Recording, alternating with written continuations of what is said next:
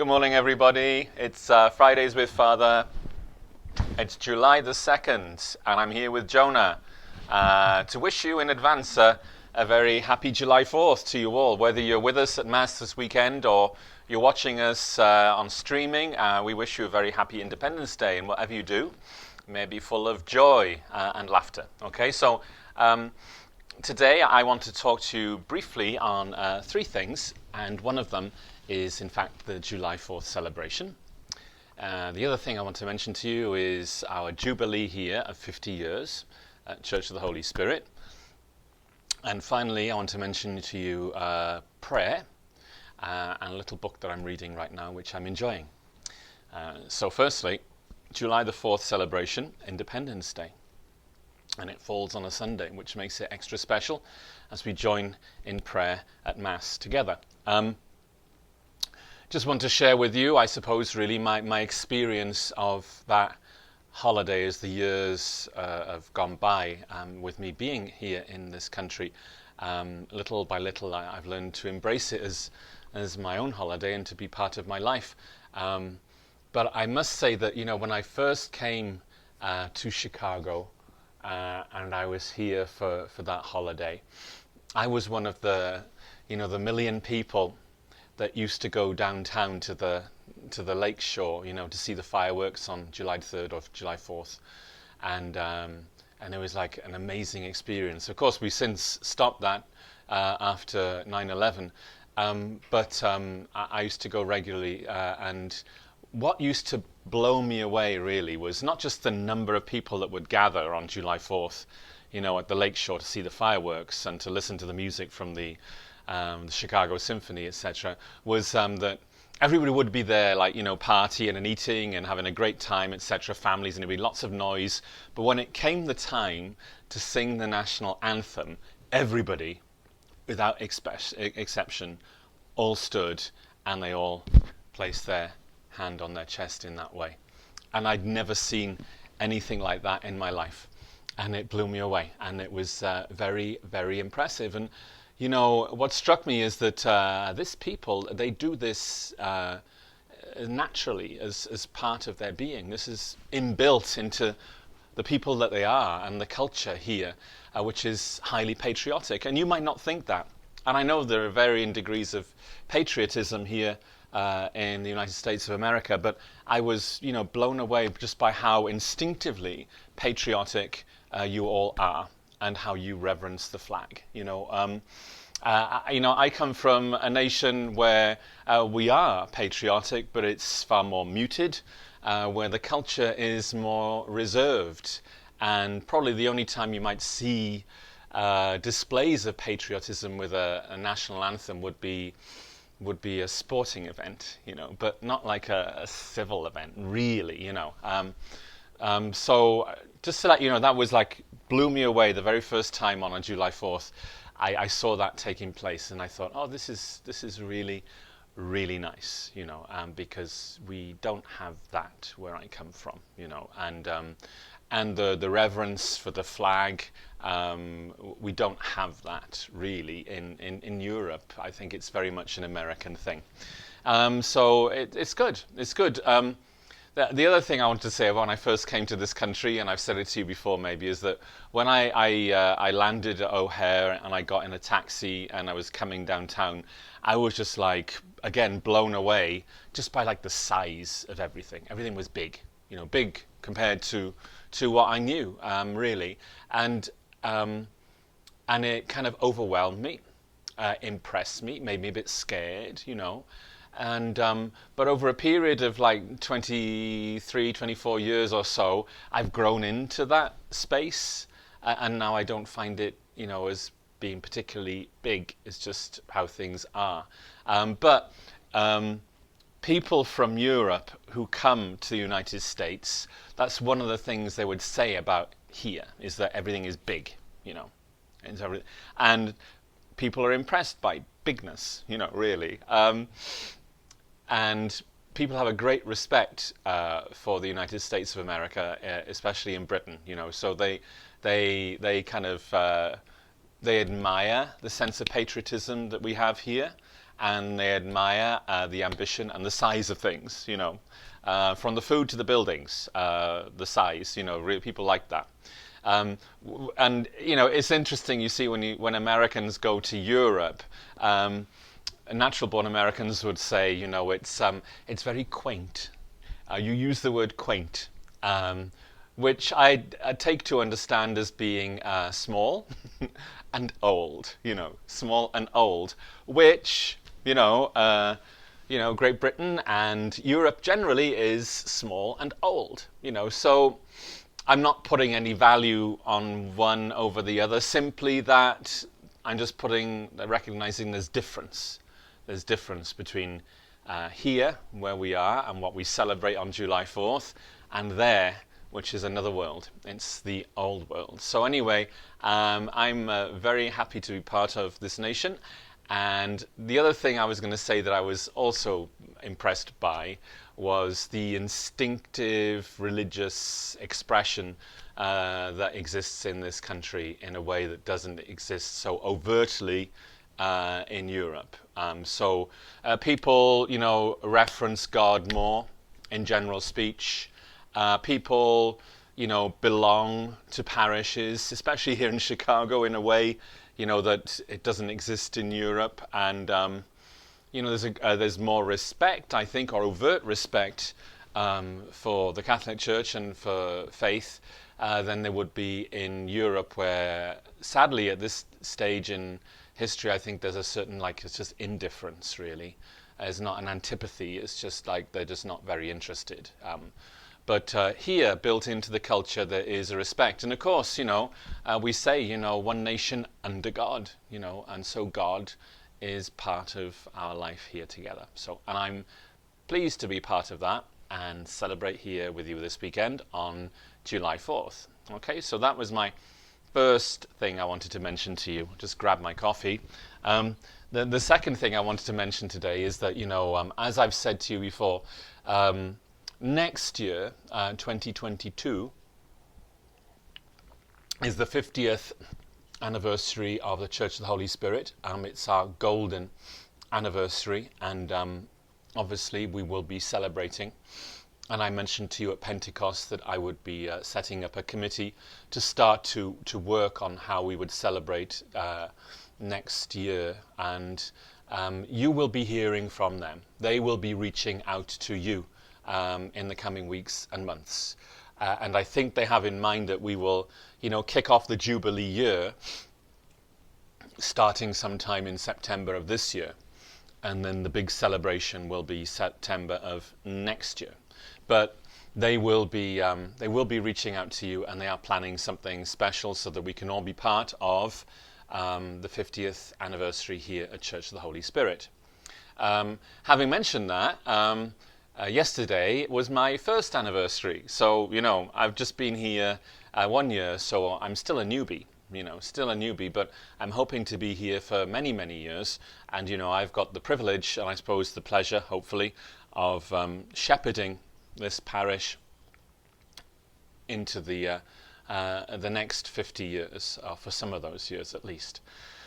So, as I reflect on all of this and what I've seen in the past year, there are different things that I will be working on with you in the coming months and our time together.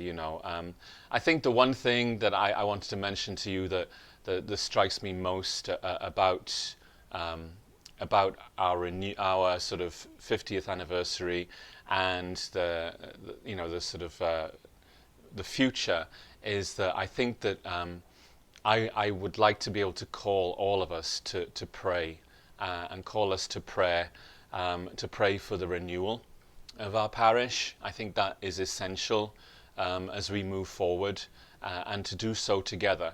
It just strikes me that it's 50 years old as a parish, which is not very old. We're quite young, really. But as we look towards the future and we hope for the future and we want Church of the Holy Spirit to continue, then I think during this Jubilee year we have to start to pray for renewal. As it is, you see, I mean, in 50 years' time, it's highly unlikely that I will be here, right? And it's highly unlikely that many of you won't be here. But I suppose the question mark is, who will be here? Who will continue the legacy? Who will bear the word? Who will bear the light? Who will bring Jesus to this corner of the universe? Who's going to be here?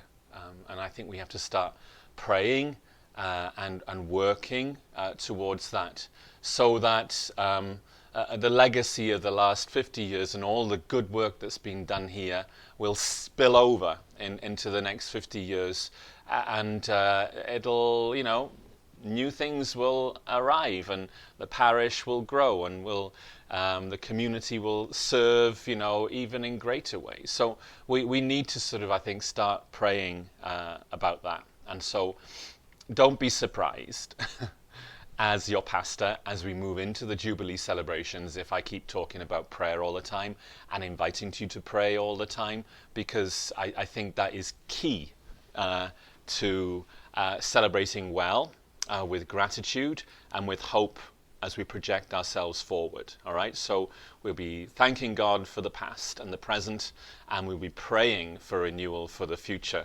And I want to be able to do that with you. Okay, so you will be hearing more and more about that as time moves forward. And the question will be, what legacy will we leave? When we talk about, and I do mention quite often, the phrase "keeping the faith." How do we keep the faith? We keep the faith by practicing it in our daily lives, practicing it here as a community, so that Jesus becomes more fully immersed or part of our lives, and we practice it by spreading it. How are we spreading the faith? So, when I talk about who will be here in 50 years' time, part of us keeping the faith now means that we need to reach out more, educate more, form ourselves more, be united more, and pray more. So and Jesus is at the heart of all that. So there we are.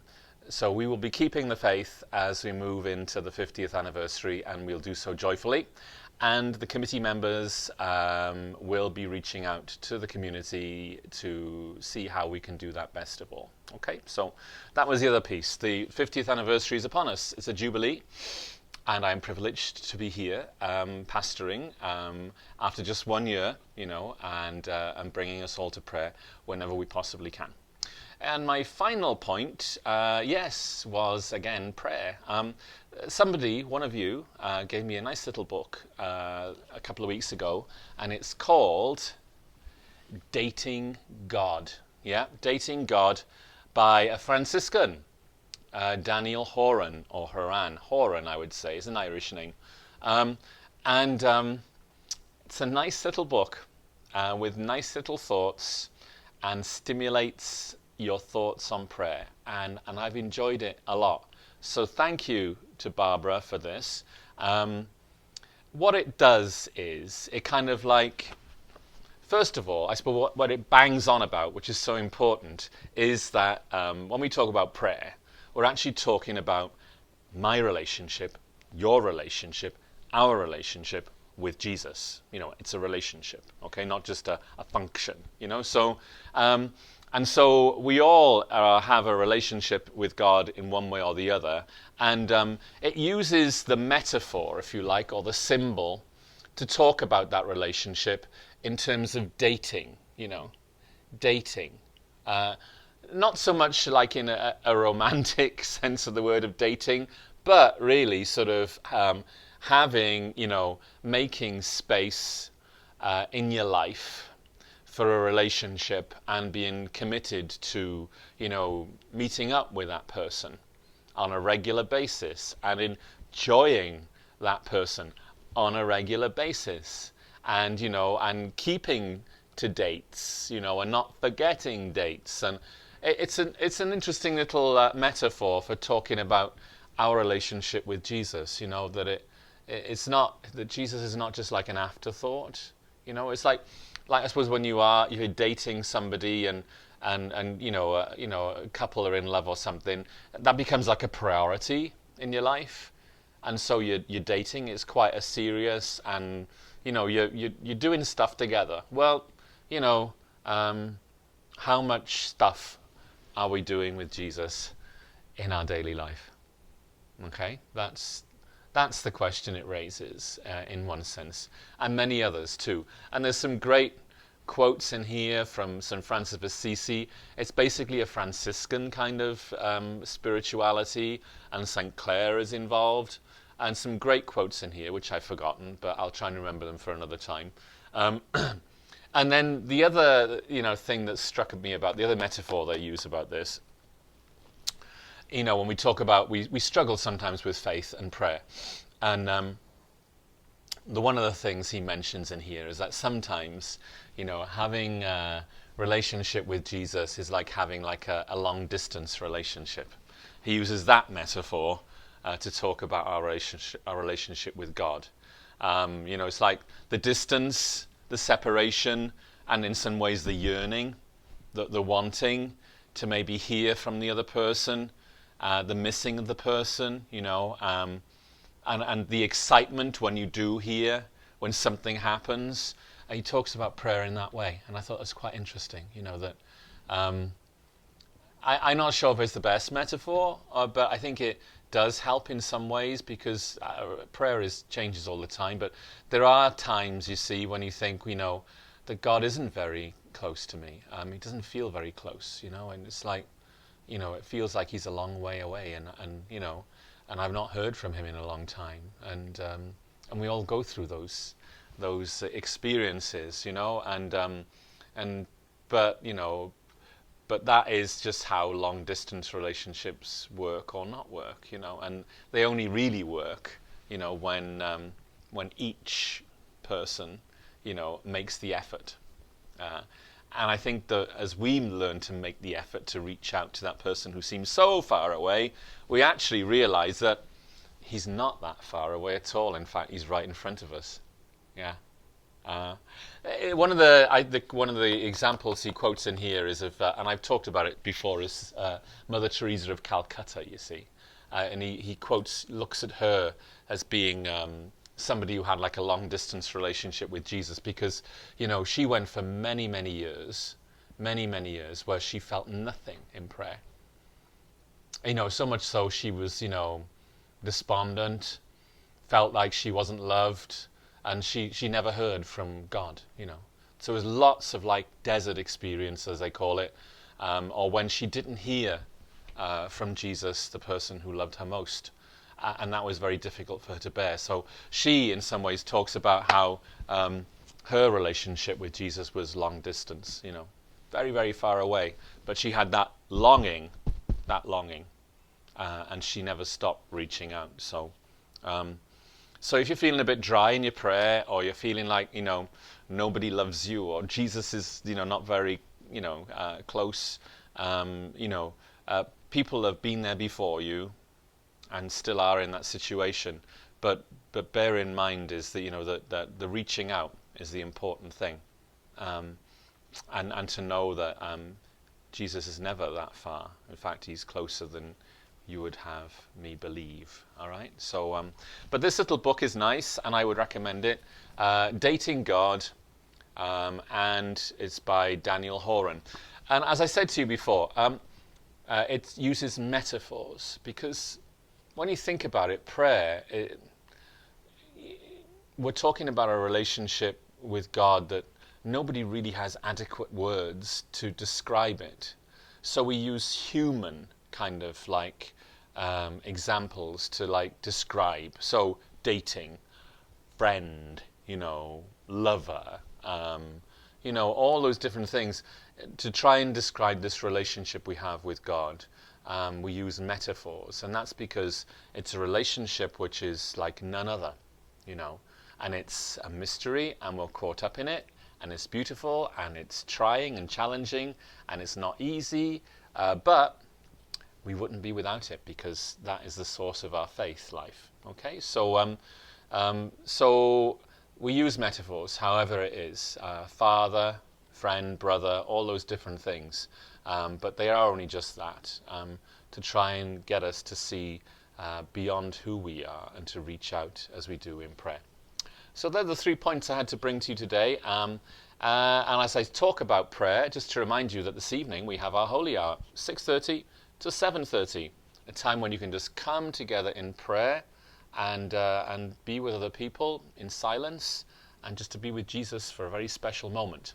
If you can't be with us, send us your intentions and they will be prayed, vocalized by me during the Holy Hour tonight. There's a special format on our web page and you can send them to me and I'll pray them out before Jesus when we gather this evening. But there we are. That's it for the meantime. It's time for more coffee for me. Be joyful. Keep the faith. Take care. Bye-bye.